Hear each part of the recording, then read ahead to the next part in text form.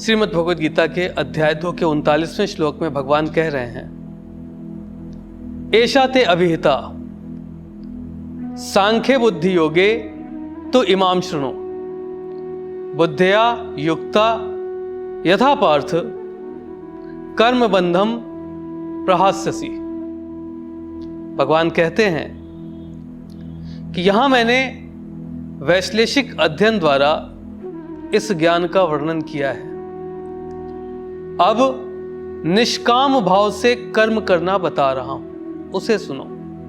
हे प्रथापुत्र, तुम यदि ऐसे ज्ञान से कर्म करोगे तो तुम कर्मों के बंधन से अपने आप को मुक्त कर सकते हो। देखिए, बहुत गहन ज्ञान है इस श्लोक में। भगवान कहते हैं कि तुम ज्ञान से कर्म करोगे तो, देखिए, कर्म अपने आप में एक संपूर्ण प्रक्रिया है और ज्ञान युक्त कर्म, इसका जो विश्लेषण भगवान ने किया है, ज्ञान युक्त कर्म, देखिए, क्रिया से कर्म, मात्र क्रिया, युद्ध करना क्रिया,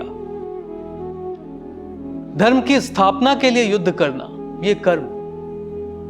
क्रिया जब उद्देश्य से मिली तो कर्म बन गया। अब भगवान कहते हैं कि इस कर्म को ज्ञान से ओतप्रोत करो। किस ज्ञान से ओतप्रोत करना है?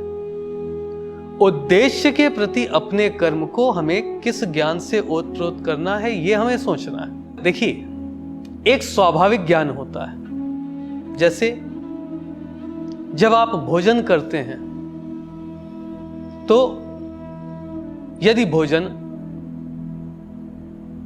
पौष्टिक है तो हमारे मन में एक ज्ञान होता है कि यह भोजन हमें आगे चलकर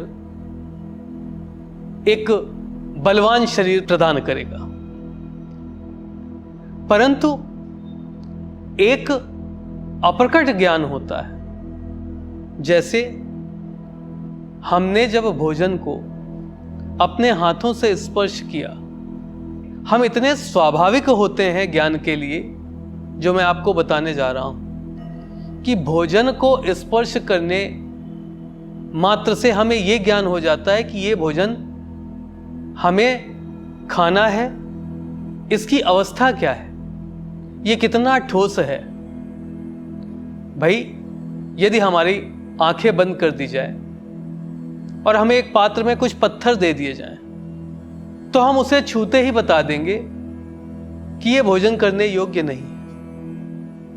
और उसके बाद जैसे ही हम ग्रास तोड़ते हैं और उसको अपने मुख तक ले जाते हैं, तो हमारी नासिका उसकी घ्राण शक्ति उसे सूंघकर अपने आप बता देती है कि यह भोजन प्राप्त करने योग्य है या नहीं। जरा सोच करके देखिए, यह ज्ञान इतना स्वाभाविक होता है कि हम इसे हर कौर में स्वीकार करते हैं, हर ग्रास में स्वीकार करते हैं, परंतु कभी इस ज्ञान की विवेचना नहीं की जाती। ये स्वाभाविक ज्ञान है और बहुत उच्च कोटि का होता है, जो लगातार हमारे शरीर के साथ, हमारी क्रियाओं के साथ होता रहता है। देखिए, हम भोजन कर रहे हैं, हमारे हाथों ने ग्रास तोड़ा, उसको स्पर्श किया और उसकी अवस्था से हमें यह पता चल गया कि हमें सुपाच्य है या नहीं। और जैसे ही हम उसको अपने मुख तक लेकर के गए तो नासिका ने बता दिया कि यह प्राप्त करने योग्य है कि नहीं, जिह्वा ने बता दिया कि यह स्वादिष्ट है या नहीं। तृप्ति हमें मिल रही है। क्रिया तो है भोजन करना, परंतु अप्रकट ज्ञान के साथ भोजन करना संतुष्टि, तृप्ति दे रही है। और जब कभी भी हम इस प्रयास के साथ भोजन करते हैं, देखिए ये एक उदाहरण है। वास्तविकता में आप ये समझिए कि जब हम कोई भी कर्म कर रहे होते हैं, किसी भी उद्देश्य के प्रति सजग होते हैं, तो उसमें हमारे बहुत सारे अप्रकट ज्ञान स्थापित रहते हैं। जैसे जो व्यक्ति युद्ध करता है, मान लीजिए वो धनुष बाण लेकर धनुष बाण चला रहा है, तो वो अपने उद्देश्य को देखकर बाण का संधान करता है और बाण छोड़ देता है। लेकिन दूसरे हाथ ने धनुष पकड़ रखा है। हम ये तो देख रहे हैं कि हमारा एक हाथ बाण चला रहा है, लेकिन एक हाथ ने धनुष पकड़ रखा है। ये अप्रकट ज्ञान है। तो प्रकट ज्ञान और अप्रकट ज्ञान के सम्मिश्रण से जो कर्म होता है, वो सहज ही आपको पाप बंधनों से मुक्त करता हुआ चलता है। ध्यान रखिएगा, हम सब अपने उद्देश्य के प्रति कर्म करें और प्रकट ज्ञान और अप्रकट ज्ञान से दूर रहें, इसमें हम पाप के भागी हो सकते हैं। भगवान कृष्ण अर्जुन से कहते हैं कि तुम यहां युद्ध करने आए हो और तुम्हें यहां पर वीरता का परिचय देना है, तुम्हें धनुष उठाना है, बाण का संधान करना है और शत्रु पर विजय प्राप्त करनी है। ये सब तो है, परंतु तुम युद्ध के लिए खड़े ही नहीं हो पा रहे हो। इसका मतलब तुम्हारे अंदर अप्रकट ज्ञान की कमी है। यह तो स्वाभाविक होना चाहिए ना। यदि हम युद्ध के लिए उपस्थित हैं, प्रस्तुत हैं, तो हमें तुरंत ही युद्ध के लिए कूच करना चाहिए। हम यहां पर भावनाओं का विचार कर रहे हैं। ये सारे विचार तो हमें अपने घर से करके आने चाहिए। भाई, हम सारे विचार करके यहां पर आए हैं और कहीं ना कहीं हमने अपने अप्रकट ज्ञान को तैयार किया है कि नहीं, अब युद्ध ही एकमात्र विकल्प है और हम यहां पर उपस्थित हैं, और अब यहां आकर तुम क्षोभ संताप का परिचय दे रहे हो, यानी तुम्हारे अप्रकट ज्ञान का अभी वो स्तर नहीं है। अब तुम्हें तुम्हारे अवचेतन मन को, देखिए प्रकट ज्ञान चेतन मन का और अप्रकट ज्ञान अवचेतन मन का।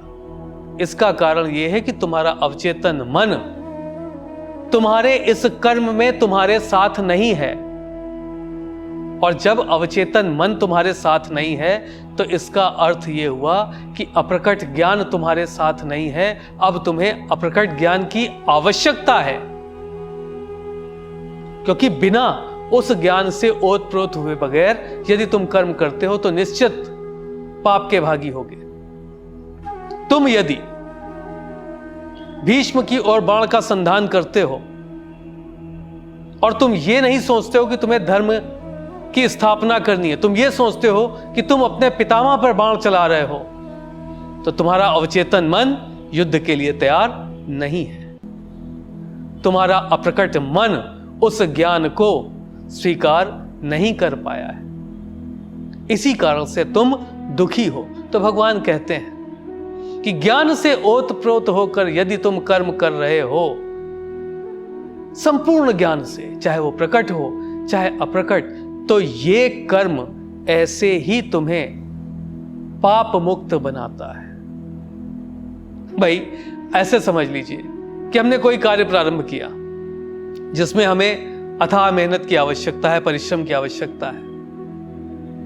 हम कुछ दिन मेहनत करते हैं और उसके बाद हमें ऐसा लगता है हम अस्वस्थ हो गए, और उसके बाद हम आराम करने लगते हैं। फिर कुछ दिन परिश्रम किया, फिर हमें ऐसा लगता है कि हम बहुत थक गए, अब हम कहीं घूम आए, 2-4 दिन बाद फिर से परिश्रम करेंगे। तो इसका अर्थ यह कि आप कर्म तो कर रहे हैं, परंतु आपका अवचेतन मन और अप्रकट ज्ञान अभी आपके कर्म से सामंजस्य बिठा नहीं पा रहा है, और यही कारण है कि हमें बार बार असफलता प्राप्त होती है। तो अपने चेतन मन, अवचेतन मन, प्रकट ज्ञान, अप्रकट ज्ञान, दोनों को उनका एक सामंजस्य बिठाइए, और सामंजस्य बिठाने के बाद अपने कर्म में इनका पुट रखिए। निश्चित ही आप पाप मुक्त। देखिए, प्रयास करना और असफल हो जाना यह पाप नहीं है। संपूर्ण प्रयास न करना और असफल होना यह पाप है। तो जब तक कर्म संपूर्ण ज्ञान से ओतप्रोत नहीं होगा, प्रयास असफलता की ओर ले जाएगा, और यही पाप है। ठीक है।